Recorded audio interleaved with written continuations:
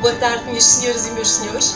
Eu, em nome da editora e da distribuidora Dina Livro, primeiro quero-vos agradecer muito a vossa presença aqui. Pronto, mais uma vez, é uma honra e um prazer termos a apresentação deste livro, Toda uma Vida, de Carlos Américo. É um romance, é uma ficção. E mais uma vez na Feira do Livro de Lisboa, porque é assim, é sempre bom estar aqui neste momento que é um momento de cultura e de leitura e de livros e de autores. E todos os distribuidores e editores precisam sempre de um autor, mas sobretudo precisamos dos leitores. Portanto, é para o leitor que o autor escreve, é para o leitor que o editor e o distribuidor existe, não é? Nós só existimos porque existem leitores. E realmente a Feira do Livro tem isso, tem essa mística, essa coisa boa que é todos aqui, todos nos encontramos, podemos trocar ideias, podemos falar, podemos estar uns com os outros e sobretudo ler, que é muito importante. Quando o Carlos Américo veio ter connosco, nós logo gostámos da ideia da história dele. Pronto, é uma história de médicos e nós este ano devemos muito aos médicos e ao pessoal de saúde, porque passaram um grande aperto e todos nós passámos. Então, para nós, quando ele nos disse que era uma história baseada a personagem principal era um médico, nós ficamos logo, nós agora sim, sempre demos valor aos médicos, mas agora estes 2 anos mostraram-nos que eles são muito importantes, não só eles, mas os enfermeiros e os auxiliares de saúde, porque cuidaram bem de nós, não é? Nesta pandemia terrível que nos caiu em cima. Portanto, quando ele nos contatou, nós logo de primeira dissemos sim, podemos fazer, podemos distribuir, podemos levar o seu livro aos leitores, às livrarias, a todo o país e arredores, como se costuma dizer. Portanto, ficámos contentes. E depois, quando ele nos deu a história mesmo, gostámos mais ainda, porque a história é de um médico, mas trata da história toda do nosso país, dos últimos anos do nosso país, inclusive do 25 de Abril, da queda do Muro de Berlim, portanto, momentos importantes da história política e económica, não só do nosso país, mas do mundo. Por isso ficámos, é uma história, é uma ficção, mas vai-nos retratar muita coisa que muitos de nós passámos, e mesmo aqueles mais jovens que não passaram vão poder aprender aqui um pouco através do Arthur, que é o médico, que é a personagem principal. Depois também gostei muito do prefácio, que é do José Feio, ainda não chegou, porque ele está alguns aí nesta grande festa do livro, não é? Se calhar já alguém o chamou, porque ele também tem coisas muito bonitas. E de facto eu sublinhei aqui uma coisa no prefácio, que ele fez o prefácio com muito carinho para o Carlos, e realmente eu acho isto, eu concordo com isto, que é, precisamos de todas elas, quer dizer, precisamos das histórias que estes autores nos fazem, nos dão. Precisamos de todas elas, como de pão para a boca, é isso que eu acho. As histórias, a ficção, a literatura, é tão essencial como o pão, o leite que nós bebemos todos os dias, não é? Para a boca, porque com essas narrativas, essas viagens no tempo, neste caso este médico também faz uma grande viagem no tempo, até à sua meninice na aldeia, que aprendemos quem somos e para onde vão os nossos passos. Que é assim, eu acho que é sempre uma grande questão das nossas vidas, é o que é que estamos aqui a fazer, quem somos e para onde vamos. E acho que a ficção, e neste caso Toda uma Vida, faz-nos refletir, faz-nos às vezes a dizer, eu também já pensei isto. Eu acho que os livros é para isso mesmo, é para nós termos companhia, para aprendermos e seguirmos em frente. Por isso, mais uma vez agradeço muito a vossa presença aqui. Vou passar agora a palavra ao Nunes Forte, que também, no fundo, carinhosamente está aqui a filmar e é uma pessoa da rádio e da comunicação. É muito bom este apoio da rádio e da comunicação aos livros e à cultura. Acho que cada vez mais isso é essencial. Por isso passo aqui para ele a voz agora, antes de o Carlos e o José Feio falarem. Obrigado mais uma vez pela Dina Livro, pela vossa presença. Cabe uma honra, portanto, de apresentar o Carlos Américo, que para a maioria dos presentes já é uma personalidade conhecida, é um pinheirense notável, tem feito a sua vida toda na Vera do Pinheiro e ele apenas durante o estudo esteve a estudar em vários locais, além da Vera do Pinheiro, Torres Vedras, Coimbra, etc., onde estudou Engenharia Civil. Mais tarde teve a sua atividade ligada a isso, sobretudo em imobiliárias. Por razões de saúde afastou-se dessa atividade e começou, portanto, a estudar novamente. Fez o mestrado e depois de ter feito o mestrado passou a professor no ensino terceiro ciclo do ensino básico e no ensino secundário. Portanto, já escreveu uma obra, que é uma história sobre a Vera do Pinheiro, e agora interrompo para dar entrada com aplauso.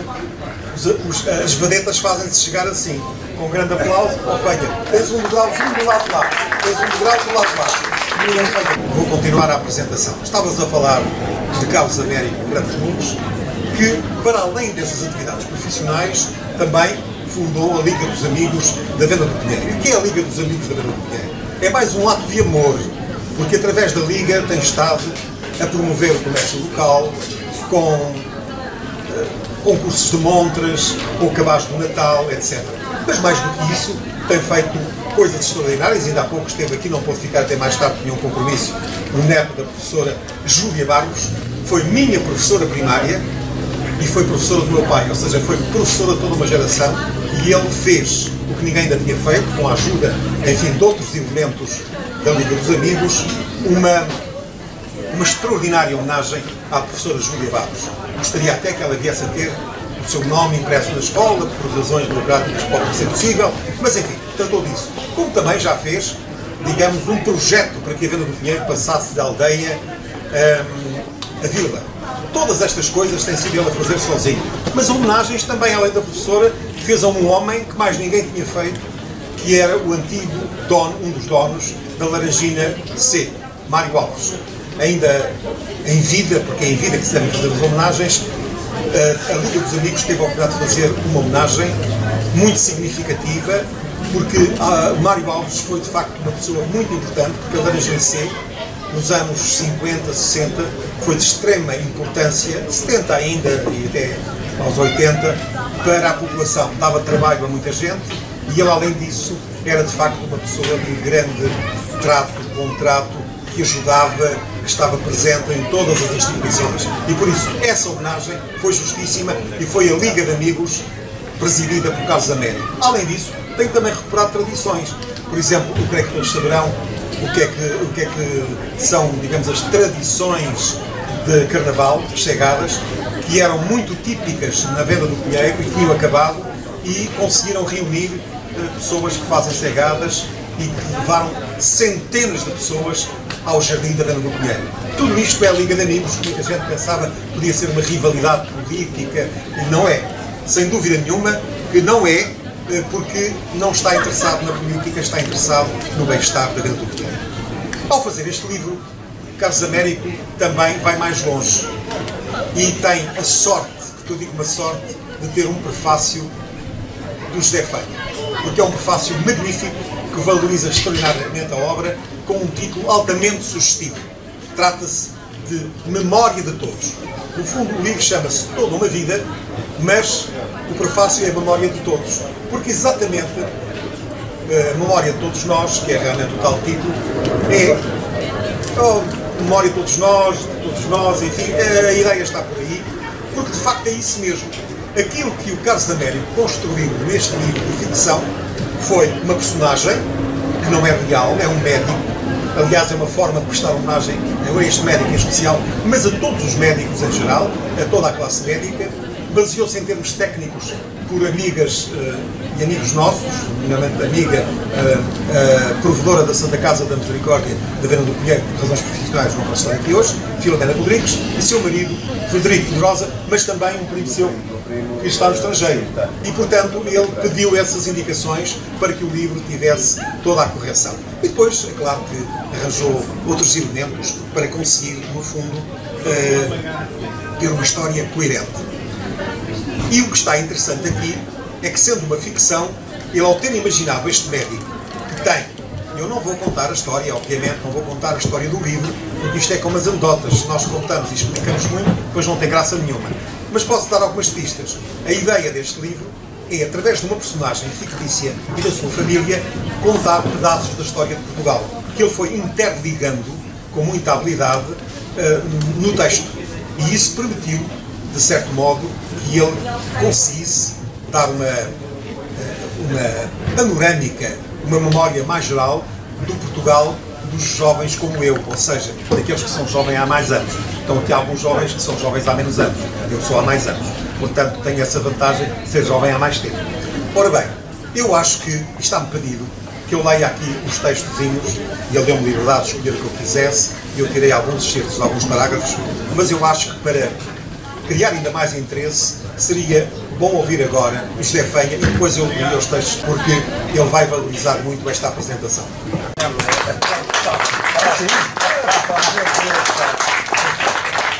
Ora bem, tenho 71 aninhos, ainda não sei o que é que vou ser quando for grande, mas lembro-me do que é que fui quando era pequeno. Lembro-me de como é que era este país quando eu era pequeno. Lembro-me como é que era a minha mãe, como é que era o meu pai, como é que era a minha avó, e das histórias que a minha avó me contava. E essas memórias, eu acho que é muito importante passá-las aos mais jovens. E não só. E todos nós temos memórias notáveis, de certeza.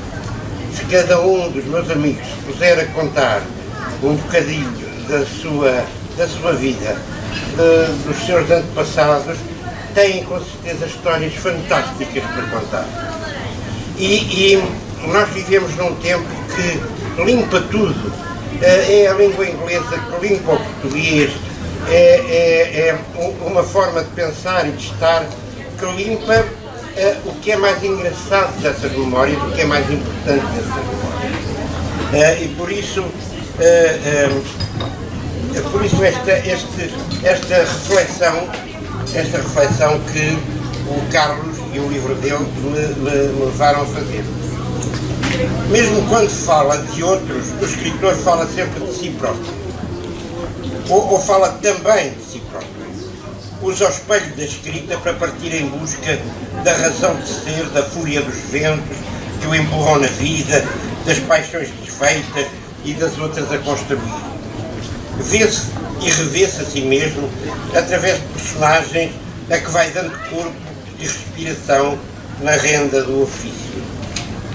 O escritor leva-nos a atravessar angústias e alegrias que coloca nos outros e que muitas vezes são também as suas mesmas angústias e alegrias. E atravessa o tempo mais recente e os tempos mais antigos, esses que investigou e que adivinha construir o palco feliz e dramático do teatro, onde mexe os fios do destino e faz o mundo acontecer à vista do leitor.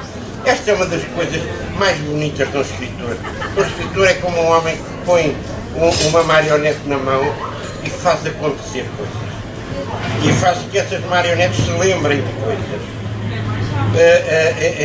O escritor é uma personagem que nos ajuda a olhar, olha que giro, eu não tinha pensado nisso, olha que giro. E os livros levam-nos a trabalhar a nossa própria memória. O escritor ilumina os leitores. E os leitores sonham ter o poder de voar nas suas asas longas, de conhecer um louco, na estante das obras já lidas, mas a reler. Eu tenho uma série de livros, livros em que eu me perdi. Já corri pelas ladeiras da Bahia com o Jorge Amado, já andei pelas ruas de São Petersburgo com o Nicolai Gogol, já me perdi nas cidades invisíveis do Italo Calvino, na estante das obras já lidas, mas a reler da minha sala de trabalho, moram o Dom Quixote de La Mancha, o Coronel Aureliano Buendia, dos 100 anos de solidão, o Bartleby, escrivão de Herman Melville e tantos outros mais. Este médico também vai morar nessa estante, porque muitas vezes algumas das coisas que nós lemos ficam a fazer parte de nós próprios, dos nossos sonhos, dos nossos pesadelos, fazem-nos companhia uns aos outros.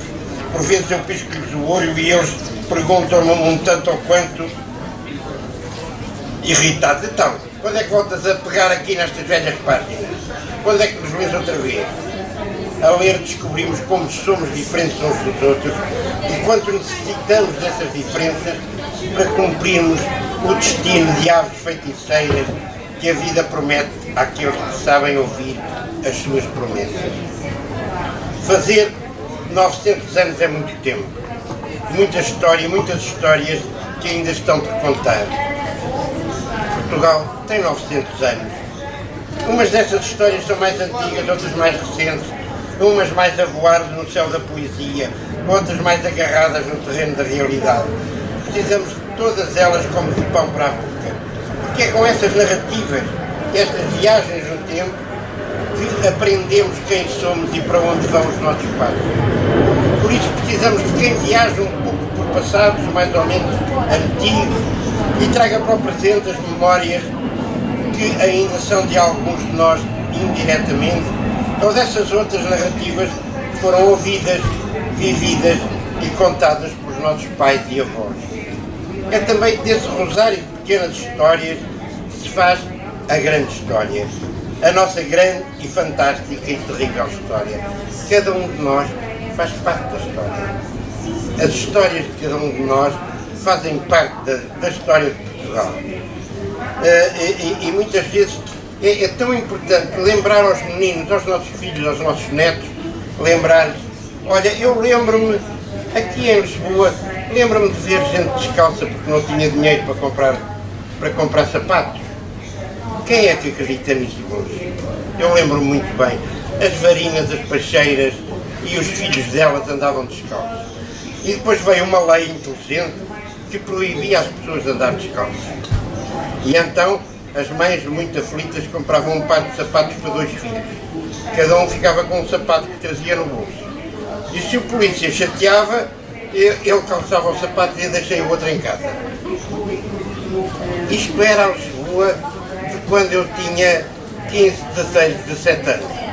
E é bom contarmos as nossas todas memórias para os nossos meninos saberem de onde é que vêm. Eles não vêm da internet, eles não vêm do computador nem do telemóvel, vêm de uma família, vêm de gente que emigrou, de gente que foi à guerra, de gente que guardar estas memórias é tão importante. Todos temos várias histórias para contar, mas nem todos se deixam encantar por este maravilhoso ofício da narração e da escrita. Nem é preciso que todos o façam, mas alguns pegam nas palavras e através delas fazem-nos abrir o peito e o tempo a quem os quiser ler, ouvir e partilhar o discorrer da sua viagem. Na nossa história recente tivemos, grosso modo, uma guerra, uma ditadura e uma revolução. Não é pouco. E esse é o tempo vivido por gente que já vai caminhando para a idade. Gente que tem histórias e memórias e lágrimas e sorrisos para oferecer. Por vezes, quem se cruza com eles ignorados e condena-os ao corredor obscuro do esquecimento, só querendo saber da palavra futuro, que será tão breve como a de qualquer um de nós, e lá vão caminhando ao longo da vida sem saber de nada que tenha existido antes da sua ignorância. Este é o romance de um homem chamado Arturo, um médico, um homem que não se esquivou à paixão, ao encanto, à maravilha de viver, mesmo quando a vida o fez dar cambalhotas e trambolhões. Este homem, à beira da morte, é visitado pela memória, que não se quer calar enquanto houver um fio de vida a suportá-la. Será talvez uma história totalmente inventada, e talvez não tanto, em que Arturo, o médico com pouco mais de 70 anos de idade e 40 anos de medicina, sofre um episódio cardíaco, dando entrada no hospital, e revive os episódios que constituem a sua vida e parte da vida de muitos de nós. Como acontece com qualquer chamada, ao discorrer da memória, o tecido da narrativa avança e recua no tempo, atropela-se. Contar uma história não é contar tudo tintim por tintim como aconteceu, é andar aos saltos.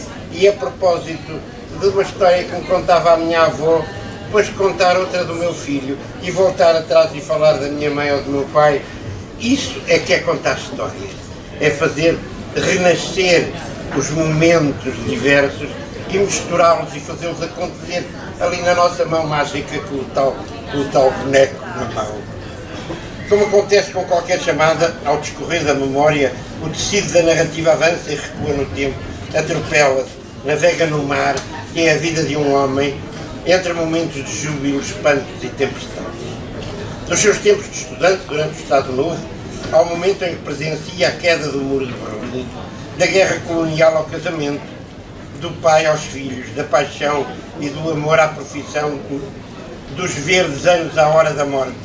Tudo isso vai passando pela memória confusa de Artur, até que a luz se apaga para só voltar a ser acesa uma memória verdadeira, ou inventada, mas exemplar, do Carlos, que a escreveu e a oferece a quem o leia, para que de alguma forma possa fazer nascer outras histórias, outras vidas, outras memórias.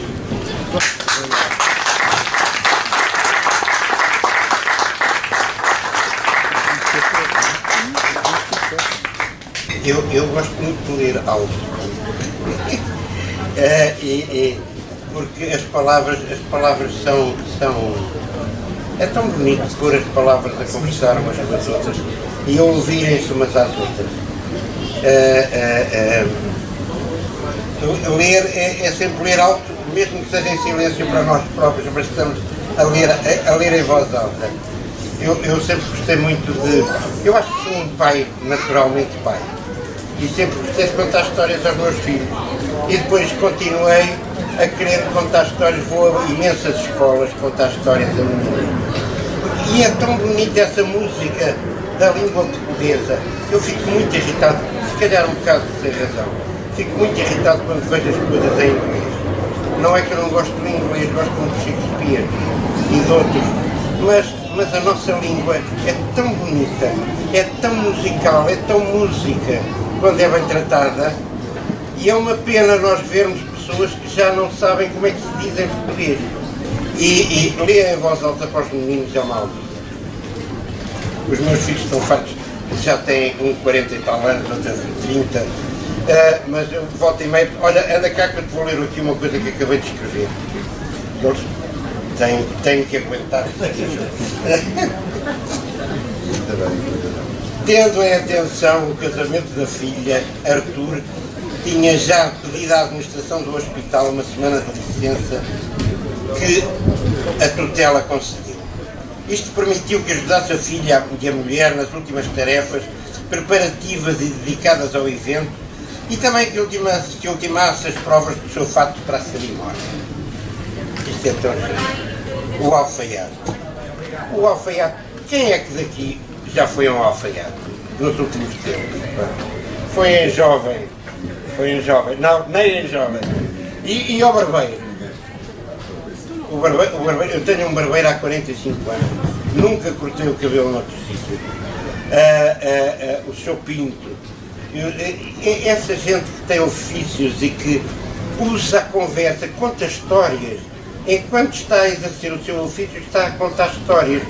Eu no Sr. Pinto, que comecei a ir lá aos 45 anos, há 45 anos, no Apolo 70, era na cave do Apolo 70, e havia alturas em que estava um tipo de extrema-direita e um tipo de esquerda, e um do Partido Comunista e outro do PS, e o Sr. Pinto tinha uma elegância fantástica de ir dizendo uma palavra para aqui, outra palavra para ali, e conseguir que ninguém se pegasse à pancada, enquanto cortava o cabelo. Era um homem fantástico. E aqui assim aparece este alfaiate. É um pouco uma barbeira. É um pouco uma barbeira. O seu alfaiate, que nos anos 90 ainda trabalhava bastante para uma clientela há muito tempo fidelizada, dissera-lhe na altura de uma das provas: o Dr. Artur Macedo está muito bem, sempre elegante, e como é alto, qualquer fato que lhe senta bem.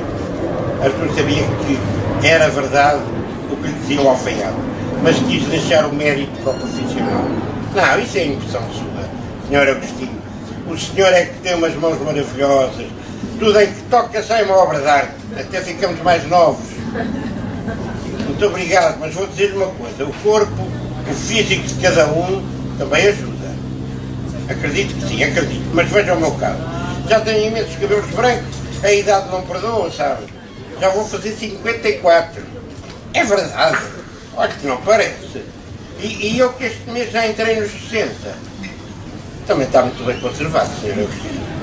Faz-se o que se pode.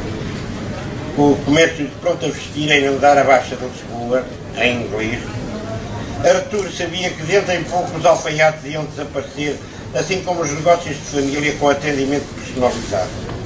Das lojas que pertenceram ao seu tio Augusto, uma tinha sido transformada para venda de produtos gourmet. quase todos importados. E a outra passaram uma enorme loja de roupas pronta a vestir e uma grande cadeia nacional com sede no Norte.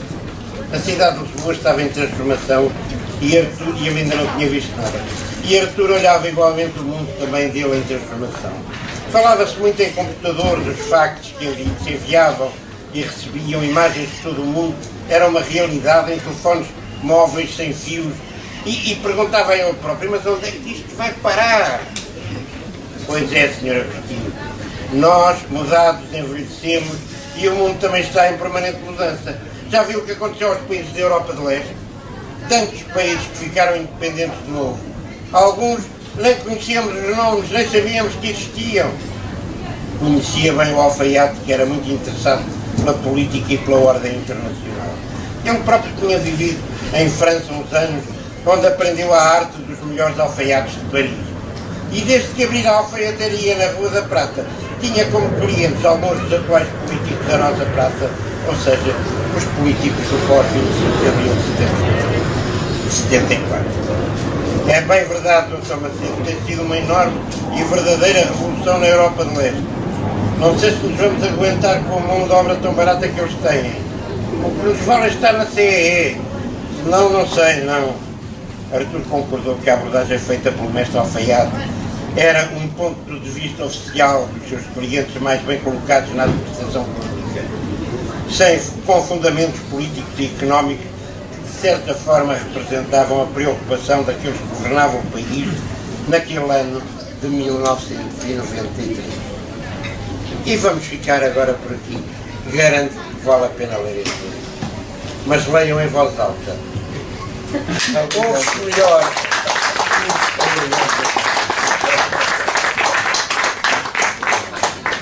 Costuma-se dizer que as histórias ou as conversas são de umas cerejas. E foram dadas aqui algumas pistas. Falou-se de uma coisa que todos disseram que já não sabiam o que era, o alfaiate. Nós, na Venda do Pinheiro, tivemos o Sr. Ferreira durante muitos anos, que era um alfaiate, exatamente, que fazia polida e tinha um ferro grande daqueles a carvão, batia. E depois também estava ligado aos livros, porque arranjou uma pequena papelaria onde o meu avô comprava os livros. Portanto, isto é uma história que entronca naquela. Mas há uma outra que o meu amigo nem sequer imagina que ainda tem maior ligação, que é os miúdos de pé descalços. É que nós temos na Venda do Pinheiro exatamente o grupo dos pés descalços. Isto faz sempre muita impressão. Eu também moro na Venda do Pinheiro, atenção. O grupo dos pés descalços nasce pelas razões que foram aqui contadas. Nessa época, eles são da minha idade, quase todos eles, em que iam à escola e a lei obrigava a que para ir à escola tinham que levar um bibinho, o Estado Novo assim exigia, para que todos fossem iguais, e também era necessário que todos fossem calçados.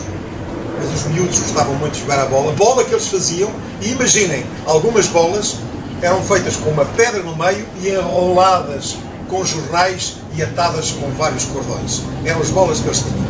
E então, eles hoje intitulam-se os pés descalços. Felizmente, são pessoas que progrediram na vida, não andam de pé descalços, nem eles nem os seus descendentes, mas lembram-se desses tempos em que tinham que se descalçar para jogar a bola, porque se estragassem os sapatos, depois havia uma séria conversa em casa com os pais. Bom, mas voltemos ao livro. Isto, portanto, entronca também naquilo que foi dito aqui há bocadinho, e como as histórias, afinal, estão ligadas e provam que estas verdades são memórias de todos nós. O Carlos, que vai ficar para a final, ou não fosse ele a estrela desta apresentação, é verdade, pediu-me que eu lesse e deu-me à vontade para eu tirar alguns excertos do livro. E eu tirei, não respeitei nem exatamente os capítulos na íntegra, porque seria muito, enfim, difícil estar aqui no tempo que dispomos a ler capítulos inteiros, mas pedaços que podem dar uma ideia do que é este livro. Artur recordava-se com alguma graça que certo dia, num jantar em família, já Joana estava a frequentar o mestrado, com um sorriso malicioso perguntou ao irmão: "Sabes quem é o meu professor?" "Como queres que eu saiba? Eu não sou adivinho." Artur ficou curioso e olhou a filha com cara de interrogação. "O mergulhador." "O mergulhador? O mergulhador? Mas quem é?" "Vocês não se lembram de um candidato à Câmara de Lisboa que mergulhou no Rio Tejo durante a campanha das autárquicas?" "É esse! É o professor Marcelo Rebelo de Sousa, que é o meu professor e orientador. Ele mergulhou para contestar a poluição do Rio Tejo, mas também pela vontade de aparecer na televisão." Artur lembrava-se muito bem. No hospital tinha pertencido a uma comissão de apoio ao outro candidato à Câmara de Lisboa, que, aliás, foi quem ganhou as eleições da capital, o Dr. Jorge Sampaio, que mais tarde chegou a ser Presidente da República. Um grande presidente, na opinião do Artur. Sim, já me lembro. Ele até vai ser candidato a Presidente do PSD. Pois é, esse mesmo. E numa só aula já deu tanta matéria que se fartou. Com tanto trabalho que tenho no escritório, nem sei como será possível acompanhar os temas. Só mesmo com muito estudo, dedicação e sacrifício e algumas noites sem dormir. Esta é uma das histórias de um escritor. Deixa-me só aqui contar uma coisa. A Natália Correia tem uma série de sonetos sobre coisas que aconteceram, como esta. Um dos sonetos dela é sobre o Marcelo a mergulhar no Tejo. É muito engraçado. Procura, pode-se encontrar na net. E tem um outro soneto também muito engraçado sobre um senhor que dizia que se devia, na Assembleia da República, aparecem sempre os tipos destes, que dizia que devia ser proibido As relações sexuais, os preservativos e essas coisas todas, os contraceptivos.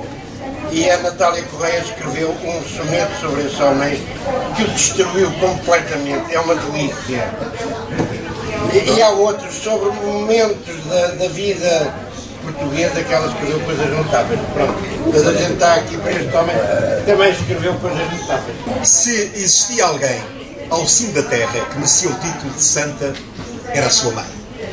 Nunca a ouvira lastimar-se das condições de vida. Estava muito difícil, tão mal, que nem dá vontade de viver, como escutara da boca de vizinhas. Artur jamais sentira alguma recriminação, reprovação ou castigo por algo menos bom que tivesse feito, mesmo dito. Quanto muito, quase a medo, sussurrava baixinho. Artur, tu és um bom menino, para a próxima farás melhor. Ou então, as notas não foram boas, mas não te preocupes, que vais estudar mais e melhorá-las, não é? O seu pai por vezes dizia: passas a vida a dar mimos ao rapaz, qualquer dia não fazemos nada dele. E a mulher sempre em voz baixa, meiga e melodiosa: deixa-o miúdo, não vês que ainda é uma criança? Ele tem tempo para ser responsável e sofrer com a vida. Maria Amélia tinha sido uma moira de trabalho. Trabalhava de manhã à noite sem parar. Quando, à meia da manhã, o marido fazia as entregas do gás e de outras mercearias, era ela quem ficava na loja a aviar os clientes. E quando o marido regressava, já tinha o almoço quase pronto. Quando, a meio das refeições, alguém batia à porta da loja, era ela que se levantava e ia aviar o cliente. Deixa de estar. Eu vou lá. Estás cansado com tantas milhas entregues. E ainda ouviu os rumores de que o marido tinha uma amiga na aldeia vizinha. Era uma viúva. E ainda nova, diziam à sorrapa. Houve quem dissesse que ele entregava o gás e demorava meia hora ou mais a voltar ao triciclo. Em certos dias só lá ia para deixar petróleo. E também lá ficava ao mesmo tempo. Noutros dias levava umas barras de sabão e uma lata de cera e era igual. Meia hora, 40 minutos... Artur já era estudante em Coimbra, quando num dia de domingo o tio António o chamou ao pátio e lhe falou em tom de segredo. Artur, vou dizer-te uma coisa. Tu já és um homem, já andas na universidade, podes ouvir por aí nas festas ou nos cafés alguém dizer-te que o teu pai tem uma amiga. Sabes que é uma amante. Não acredites em tais coisas. Desmente, pois pode ser para te provocar. O meu irmão era incapaz de uma desfeita dessas à tua mãe. Depois da confidência do tio, Artur ficou com dúvidas sobre as falácias de fora e mais atento à situação da eventual amiga do seu pai. Uma coisa era certa: nunca conseguiu descortinar na sua mãe qualquer indício ou conversa sobre o assunto. Mesmo que fosse verdade, não dava sinais, nem alterou a sua conduta em família, nem nos modos como tratava e falava com o marido. Já podes vir jantar, meu homem, demonstrando sempre enorme carinho e grande amor por ele. Nas viagens que fizera para visitar a mãe já doente, no silêncio do habitáculo do automóvel, misturado com o som sussurrante e cadenciado do motor, ao recordar-se da vitalidade, e da bondade da sua mãe, até as lágrimas lhe chegaram a escorrer pelas faces. Imaginou quantas lágrimas não teria a sua mãe invertido, salgadas certamente, e quantas vezes essas lágrimas não ficaram contidas. Apenas um último. No móvel com o sol a bar, rádio, giradiscos, sempre com o aparelho emissor de rádio ligado, ouvia permanentemente as notícias que eram emitidas de hora a hora, ou então sempre que tal se justificava pelas forças militares. Decidiu-se. Não podia ficar ali sem fazer nada. Telefonou para a casa do tio e combinou um encontro na loja que era na Baixa. Mal chegou, dirigiu-se à pressa para a loja do tio. Tudo fechado. Bateu com fortes palmadas na porta de serviço, que de imediato foi aberta. Entrou, viu os primos e o tio, que correu para ele e o abraçou sem conter a emoção daquele momento. É desta, Arthur! Desta é que vai ser! Vamos acabar com esses filhos da puta de vez! Sem mais esperas, o tio Augusto passou à loja e rapidamente trouxe uma garrafa de champanhe e taças para comemorarem o acontecimento. Calma, tio, calma! Não vamos deitar foguetes antes da festa. Está assim desde manhã? Ainda lhe dá alguma? Também já lhe disse que até ao lavar dos 6 se rendida. Sabes, a espera por este momento foi muita. Agora tudo se resume a estas horas de esperança para todos nós. Temos que comemorar a esperança! Brindaram todos. E no ápice, a garrafa de champanhe francês ficou só com o ar. Ó tio, acho que agora temos que ir lá para fora, perceber o que se passa e apoiar os militares e a revolução. No lado do Carmo, já havia quem doasse palavras de ordem. O povo é quem mais ordena! Abaixo o fascismo! Fascismo nunca mais! Viva o MFPA! Em frente ao portão de acesso ao quartel, viram um carro blindado, estacionado, e muitos soldados fazendo os possíveis por manter um portão de segurança entre os chaimitos populares. Constou-se por um popular que já lá se encontrava há mais tempo e que seguia as notícias por um rádio portátil a pilhas, que Marcelo Caetano e outros membros do governo estavam sitiados no quartel e que estariam a negociar a rendição e a passagem do poder para as Forças Armadas. O povo gritava eufórico e com palavras de ordem exigia a rendição do governo. Muitos tinham subido às copas das poucas árvores existentes, capazes de quedas dos troncos mais secos. Mas ninguém arredava pé.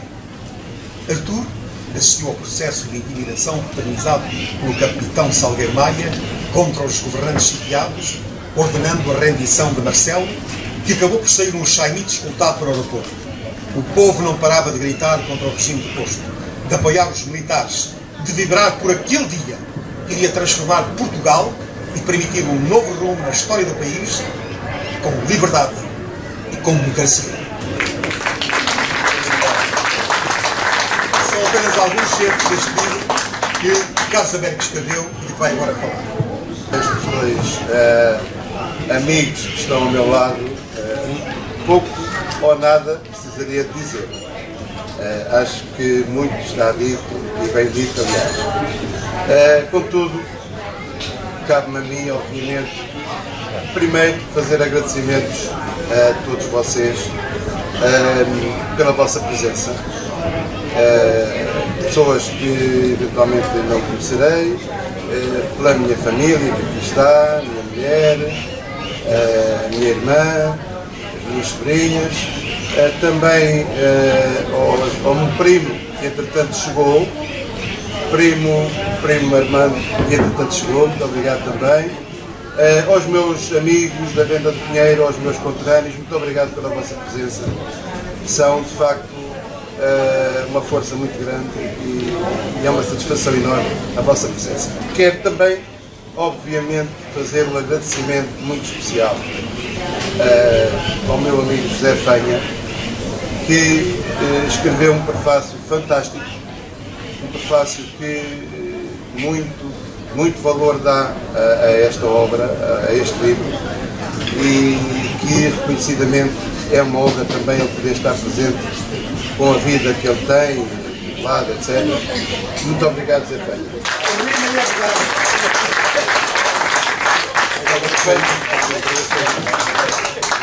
Também quero agradecer especialmente também a presença do meu amigo Hugo Moreira de Luís, vereador da Câmara de Mafra. Muito obrigado pela sua presença, pela sua presença e pela participação da Câmara. Muito obrigado. E, obviamente, tenho que agradecer ao meu amigo Nunes Forte, grande profissional da comunicação deste país.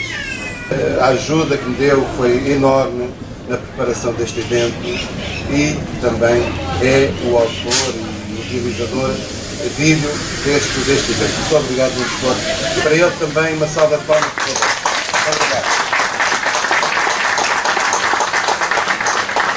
Obrigado. É uma obra literária e, de facto, uma obra, como qualquer obra, precisa de um trabalho de muita gente, muitos atores em várias áreas para concretizar essa obra.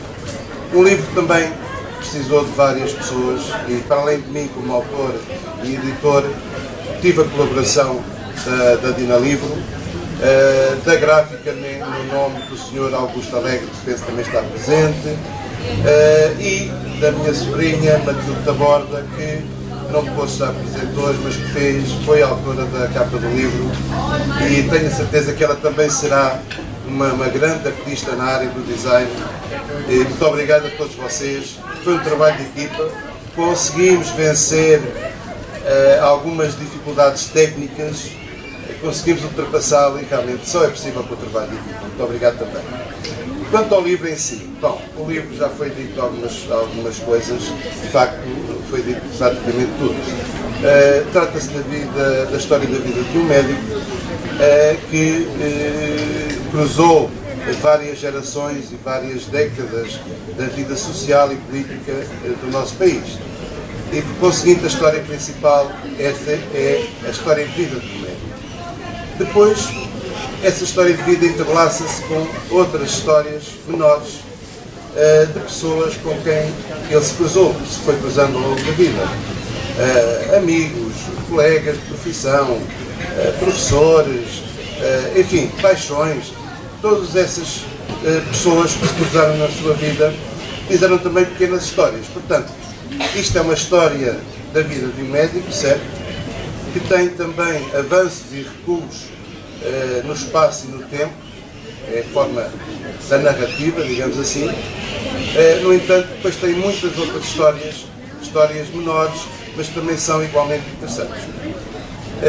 Quero dizer-vos que é um livro que penso que tem uma fácil leitura, tem uma abordagem, uma narrativa boa, mas para também tentar abreviar, visto que também o tempo não é muito, são vocês, caros leitores, que vão realmente lê-lo e são vocês que irão ter a opinião, efetivamente a opinião final sobre o que é este livro e depois aguardo também o vosso feedback, o vosso retorno.